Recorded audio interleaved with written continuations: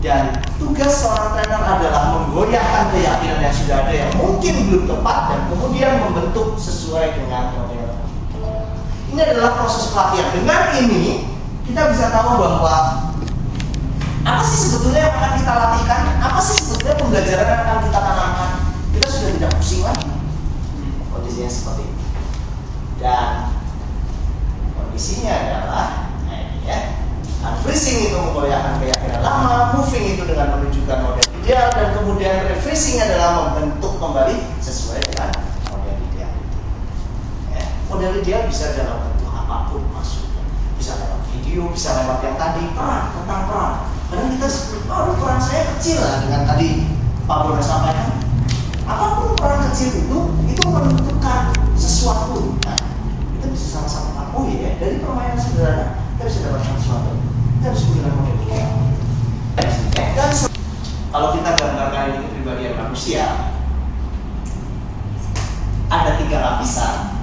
Lapisan yang paling luar ini adalah berkaitan dengan pengetahuan. Ini yang paling mudah untuk dirubah. Skill pengetahuan. Nggak tahu tentang bahwa bumi ini bulat, kita kasih tahu bumi itu bulat, mengelilingi matahari. Dan tidak tahu jadi tahu, itu yang paling mudah. Itu konsep pelatihan yang terjadi di tahun beberapa puluh tahun yang lalu.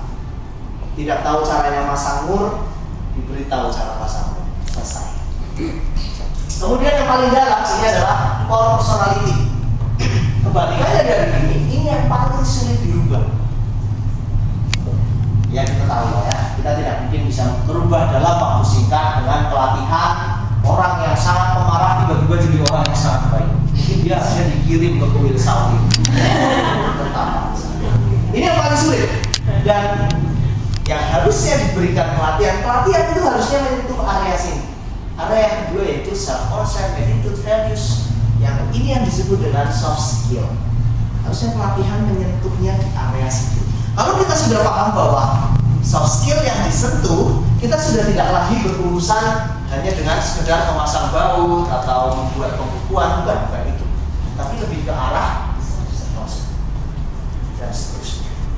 Tapi kalau misalnya Anda berpikir, oh enggak, saya ingin memberikan pelatihan tentang pembukuan karena itu adalah keahlian saya. Oh boleh, tidak masalah. Itu pun namanya program pelatihan. Tapi pelatihan yang sesungguhnya biasanya berkaitan di sini. Dan motivator-motivator juga mengejarnya ke area sini. Area yang kecil. Itu sebabnya kenapa ada yang pulang terus merasa tersentuh atau pas di saat pelatihan mulai nangis-nangis keluar, lupa lagi gitu kan ya. Itu area.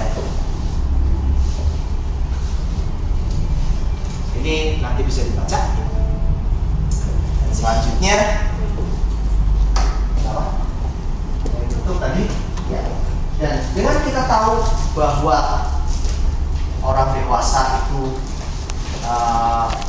suka dengan apa yang sesuai dengan sistem nilainya dan sebagainya. Artinya kita tidak boleh melupakan satu hal bahwa tiap individu ini belajarnya caranya berbeda. Ya, tiap individu belajarnya berbeda. Dan itu sebabnya kita perlu tahu siapa yang akan menjadi peserta kita, baik dari level pendidikannya sampai dengan usianya sampai dengan kebutuhan. Jadi kita tahu persis apa yang nanti akan kita lakukan. Itu sebabnya kenapa pelatihan semuanya adalah berbicara mengenai terencana. Cuma permasalahannya adalah ketika sudah sampai di kelas, apakah betul semuanya terjadi sesuai dengan rencana? Tidak. Bahkan kita jalan ke depan pintu situ saja bisa terjadi yang tidak kita rencanakan, kesandung kursi. Ya, bisa saja seperti itu kan? Itu sebabnya pertemuan awal saya sebutkan bahwa kenapa sih kita harus out of the box. Artinya adalah kita harus mempersiapkan segala sesuatu karena betul-betul itu terjadi sesuai rencana. Apalagi kalau kita tidak punya rencana. Nah, untuk berlatih supaya kita selalu siap dengan perubahan. Bisa, silakan maju ke depan bisa. Waduh, ya sudah panik ya, jangan panik dulu bisa.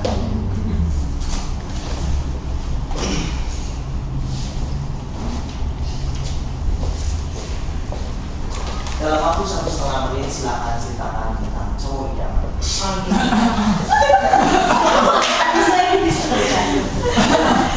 1, 2, 3, silakan.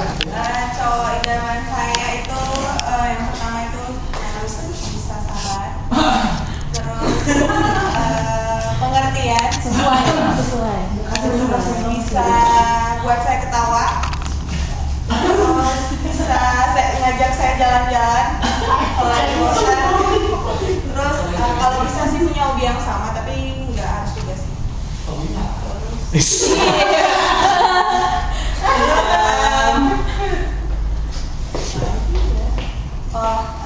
Karena saya muslim jadi mungkin soleh, terus bisa ngayomin saya, terus bisa nasihatin saya.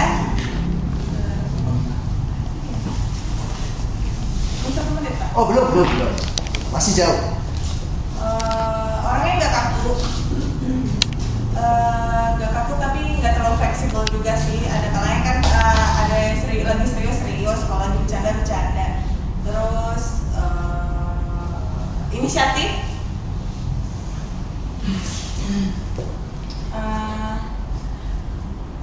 Kalau cakep relatif sih. Baik dan berjiwa sosial. Suka anak-anak.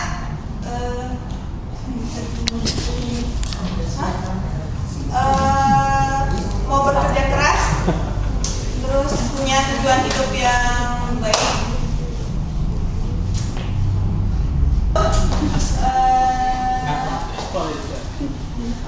Makan makanan yang sehat. Cukup, ya, oke. Apa yang dirasakan ketika berdiri di depan sini bisa? Bingung, kenapa bingung?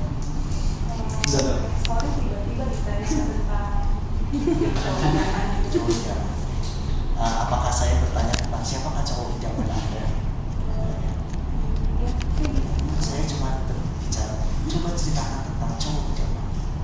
Oh iya ya? Paham maksud saya ya? Paham ya? Terus kemudian yang berikutnya, ada apa dengan biar nggak tegang. Oh biar nggak tegang. Biar relax. Oh ya, relax ya. Oke, jadi ini kaki, tangan mau taruh di mana? Oke, dicoba. Pengen cepat ya? Iya, beri plus dulu. yang luar biasa adalah ini warnanya orange, oh my god gitu kan. Jadi kalau teman-teman misalnya aduh gimana ya kertasnya tadi, aduh gue lupa gitu kan mau ngapain, ada di sini eye catching cuy gitu kan, langsung kelihatan wih warna orange gitu kan, nyala, dan pastikan banget kalian pasti kelihatan gitu kan. Dan yang berikutnya adalah kertas ini tipis teman-teman, jadi nggak gitu berat-berat amat, nggak seperti iPhone masih lebih berat kayaknya dari ini ya. Jadi ini sangat ringan, sangat mudah dibawa, masukin ke kantong.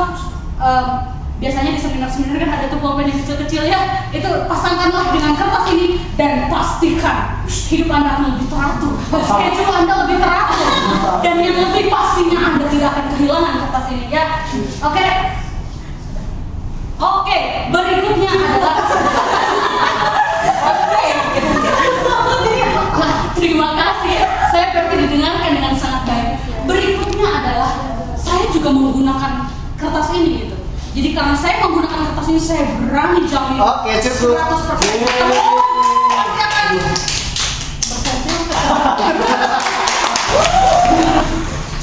Silakan jualah tutup ini.